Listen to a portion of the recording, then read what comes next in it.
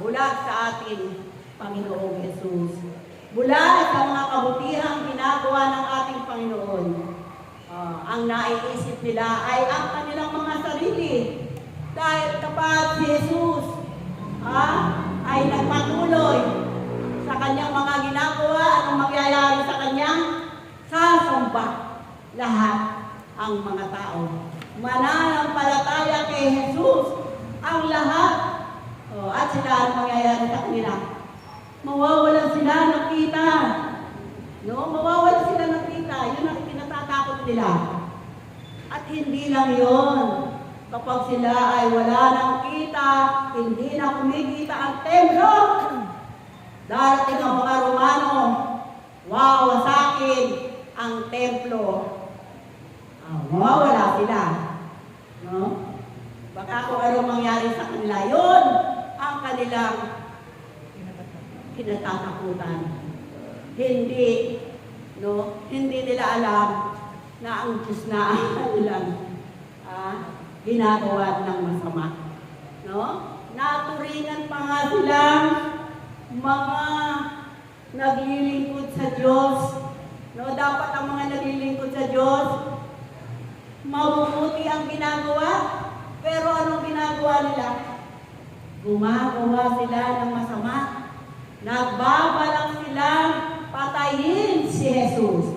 Yan ang nasa kanilang mga isip. Kaya nga, anong nangyari? Nang dumating yung tamang oras ng ating Panginoon, naganap na nga yung dapat na gawin ng ating Panginoon.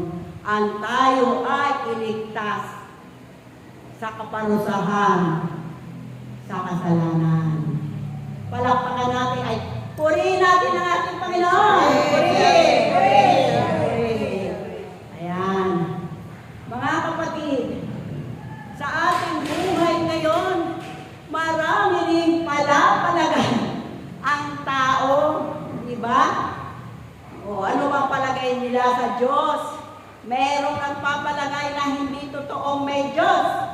Mayroong man nagsasabi, may Diyos.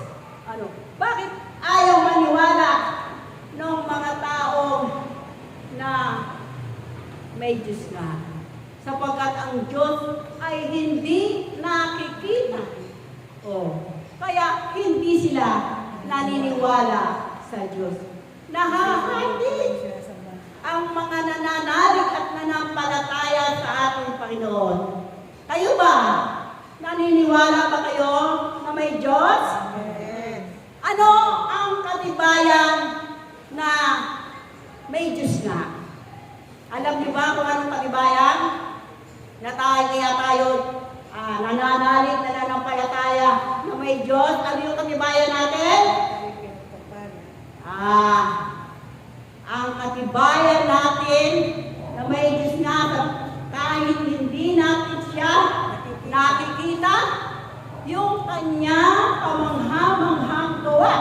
Ano ba yung kamangha-manghang gawa ng Diyos? Ano yung kamangha-mangha? Tumingala ka sa langit, ano ang makikita mo? Bituin. Yan. Araw. Ulap. Kanyang mga nilikha. Yan. Yan ang kamangha-manghang gawa ng Diyos. Kaya bang gawin ng tao yan? Hindi kayang gawin ng tao. Kaya meron ng Diyos. Hindi ba? Nalaman natin na ang mundo ay bilog at tayo nakalutang sa kalawakan. Umiikot ang ating mundo. Pero hindi nagkakabanggaan ang mga mundo. Di ba? Ang mga planeta. Sinong nilikha nun? Hindi ba ang makapangyarihan sa lahat? Ang pinakamatalino sa lahat? Hindi ba ang Diyos ang may likha ng gano'ng katalinuhan? Ang katalinuhan ng Diyos, hindi natin kaya arukin sa ilalim ng dagat, sinlalim ng dagat, at sintayog ng langit. Ganon ang kaisipan ng Diyos. Hindi natin kayang arukin. Iba yung ating pag-iisip sa Diyos. No? Tayo nagugulumihanan sa mga dumarating na mga trahedya na yan, mga kutukan, mga kung ano-ano. No? Natatakot tayo kasi tumataas ang bilib. Hindi naman tayo kasakot doon. Wala tayo doon, napakalayo. Pero damang-dama natin. Dahil araw-araw na ginawa ng Diyos, tumataas ang bilihin. Amen? No? Pero ang mga nananalig at nananampalataya sa ating Panginoon, nagugulumihanan ba? Hindi. Hindi sila nagugulumihanan. Bakit? Sapagkat tayo'y iingatan ng Diyos. Tutulungan tayo ng Diyos.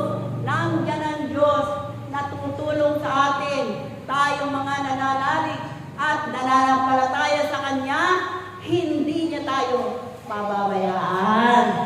Yan ang pangako ng ating Panginoon sa atin, na tayo hindi niya pababayaan.